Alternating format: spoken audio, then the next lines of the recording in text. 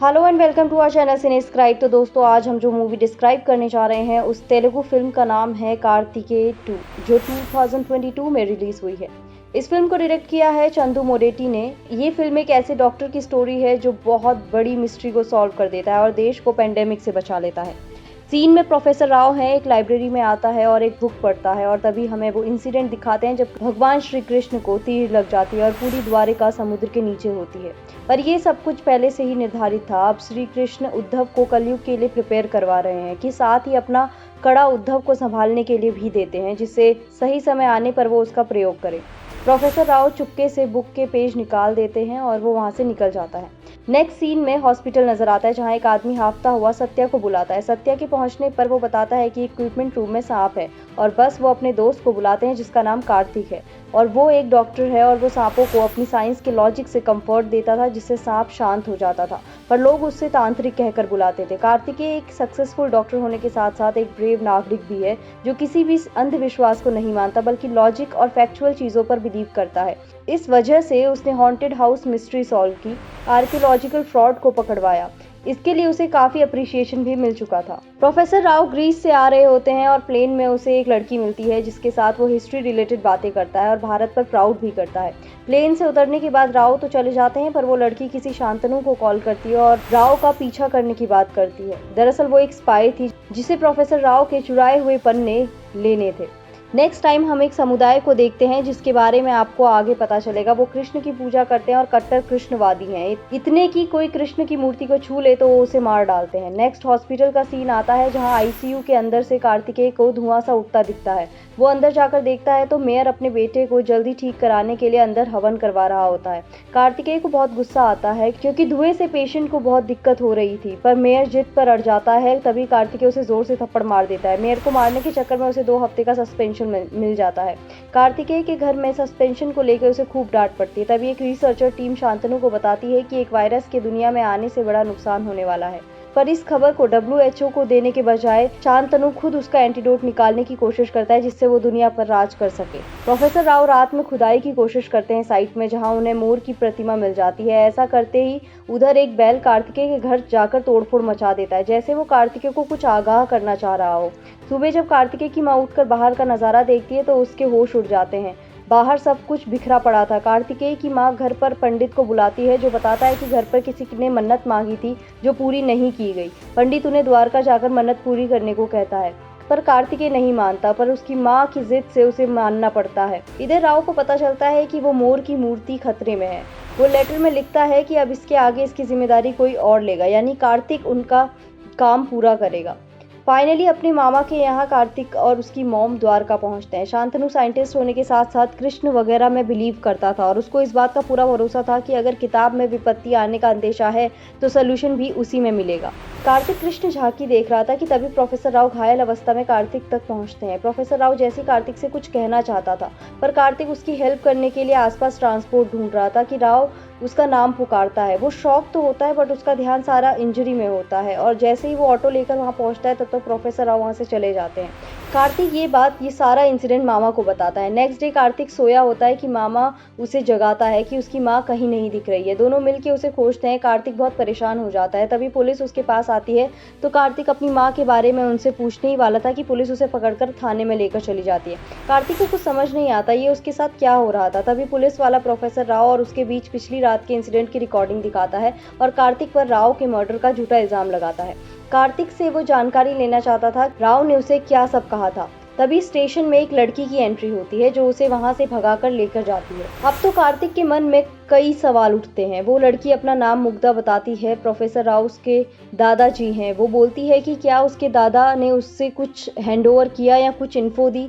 तब कार्तिक को थोड़ा शक होता है। तभी कार्तिक पर हमला हो जाता है उसी कृष्णवादी कट्टर भक्त अबीर का। कार्तिक की तरफ वो गुस्से से बढ़ता है। वो दोनों वहां से भाग निकलते हैं। दोनों को नहीं समझ आता कि अभी आदमी उन्हें क्यों मारना चाहता है। तभी फिर से वो कार्तिक पर हमला बोलता है और फिर दोनों उससे बचकर भाग रहे होते हैं। तभी कान्हा जी की झांकी के जाते ही वो आदमी रुक जाता है, क्योंकि वो कृष्ण भक्त था और उनके सामने वो किसी को नहीं मार सकता था। वो दोनों बचकर अपने मामा से मिलते हैं। कार्तिक की माँ अभी भी गायब थी। वहीं अपने मामा को उसने सारा इंसिडेंट बताया उस आदमी का, तो कार्तिक के मामा उन्हें उससे रिलेटेड जानकारी पाने के लिए एक बाबा के पास लेकर जाता है। वो बताता है कि उस आदमी का नाम अबीर है और अगर कोई कृष्ण के नजदीक जाने की कोशिश करता है तो वो बड़ी बेरहमी से उसका कत्ल कर देता है।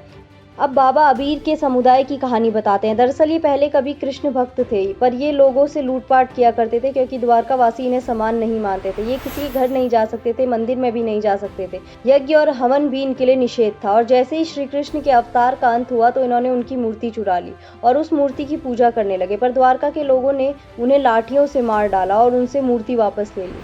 तभी से अबीरों ने कसम खा ली कि अब जो भी कृष्ण को छुएगा उसे मार दिया जाएगा और ये प्रतिज्ञा आज भी चल रही है। मुग्धा को राव ने वॉइस मैसेज करके कार्तिकेय से मिलने को कहा क्योंकि वही एक सल्यूशन था। फाइनली कार्तिक को उसकी मॉम मिल जाती है। दरअसल वो प्रवचन में चली गई थी। कार्तिक सब सवाल के जवाब जानने निकल पड़ता है। दरअसल वो मुग्धा के दादा के वर्क प्लेस में जाता है जहां मुग्धा को उसकी फोटो के पीछे कुछ मिलता है।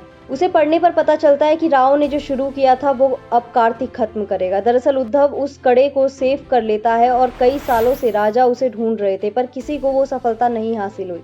कार्तिक को फाइनली मूर्ति मिल जाती है और वो बाहर निकल रहे होते हैं कि शांतनु के गुंडे वहां पहुंच जाते हैं और कार्तिक उन्हें सबक सिखाकर वहां से निकल जाता है। शांतनु ने मुग्धा और कार्तिक को पकड़ने के लिए द्वारका पुलिस स्टेशन को ऑर्डर दे दिया। मुग्धा और कार्तिक उस आकृति के बारे में सोचते हैं कि कार्तिक उस मोर की मूर्ति के ऊपर गर्म पानी डालता है और मूर्ति का कलर चेंज होता है और उसमें कुछ शब्द उकेरे हुए थे जिसे मुग्धा देखती है। उसमें गोवर्धन गिरी पर्वत की बात होती है।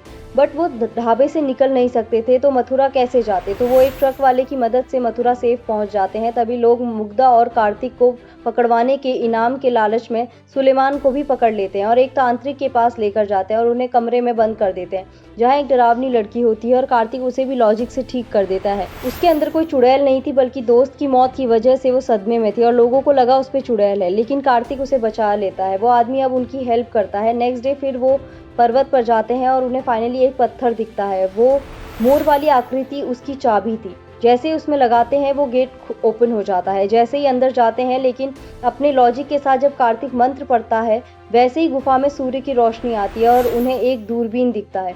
सुबह मुग्धा गायब हो जाती है वो दूरबीन के साथ। उन्हें लगता है कि मुग्धा ने उनका यूज किया है क्योंकि दूरबीन वहां से गायब होती है। इतने में उन पर हमला हो जाता है। जब कार्तिक को होश आता है तो कार्तिक पेड़ से उल्टा लटका होता है और मामा और सुलेमान धरती के अंदर गाड़े हुए होते हैं। इतने में शांतनु वहां आता है और उसको वैसे ही छोड़ के भाग जाता है। वो ऐसी जगह थी जहां दूर दूर तक कोई नहीं होता। तभी मुग्धा फिर से उन्हें बचा लेती है। दरअसल वो दूरबीन के बारे में जानकारी इकट्ठे करने के लिए किसी से मिलने गई थी और वो धनवंतरी से मिलने के लिए जाते हैं जो बहुत इंटेलिजेंट व्यक्ति होता है पर अंधा भी। फाइनली सब धनवंतरी से मिलते हैं। किसी को विश्वास ही नहीं होता कि ब्लाइंड होकर भी कैसे कोई परफेक्टली काम करता है, पढ़ सकता है और किताबें भी लिख सकता है। दरअसल हजारों साल पहले साइंस और टेक्नोलॉजी बहुत हाई लेवल की थी और इसलिए राव ने ऐसे ही मानने वालों के साथ एक सीक्रेट सोसाइटी बनाई जिसमें शांतनु भी था। पर इन सब से सिर्फ राव था जो देश के लिए भला करना चाहता था, बाकी सभी लोग सेल्फिश हो गए थे। अब कृष्ण के कड़े से रिलेटेड राव को बहुत कुछ पता चलता है जिससे महामारी से सबको बचाया जा सकता था, लेकिन इससे राव को पता था उसकी जान को खतरा भी है। लेकिन एक बार राव ने कार्तिक को फ्रॉड आइडल्स पकड़वाते टाइम देखा था और द्वारका में भी राव ने कार्तिक को ही देखा था। कहीं ना कहीं ये तकदीर भी थी। कार्तिक बिलीव नहीं करता बट धनवंतरी कृष्ण की महत्ता बताता है। कार्तिक को बिलीव हो जाता है। अब उन्हें चंद्रशिला पर्वत का पता चलता है। वो वहाँ के लिए निकल पड़ते हैं क्योंकि बहुत भयानक महामारी आने वाली थी। वो रोड से जाते हैं कि पुलिस उनको रोक लेती है बट उनसे बचकर वो फिर भाग जाते हैं। इतने में बीच में फ्यूल खत्म हो जाता है और जैसे ही वो गाड़ी से उतरते हैं वैसे ही बर्फ पिघल जाती है और गाड़ी डूब जाती है। वहां भी शांतनु के गुंडे पहुंच जाते हैं पर तभी वहां अबीर भी पहुंच जाता है और सबको मार डालता है। वो कार्तिक इनको भी मारना चाहता था बट तभी कृष्ण पक्ष आ जाता है जिसकी वजह से वो 24 घंटे तक किसी को कुछ नहीं कर सकता था और वो एक जगह खड़ा रहता है, सिर झुकाए रहता है और उनके साथ चलता है। अब आगे की लड़ाई अकेले कार्तिक पूरी करता है। फाइनली कार्तिक वहां पहुंच जाता है और दूरबीन से उसे उस कड़े का रास्ता पता चल जाता है। जब वो वहां पहुंचते हैं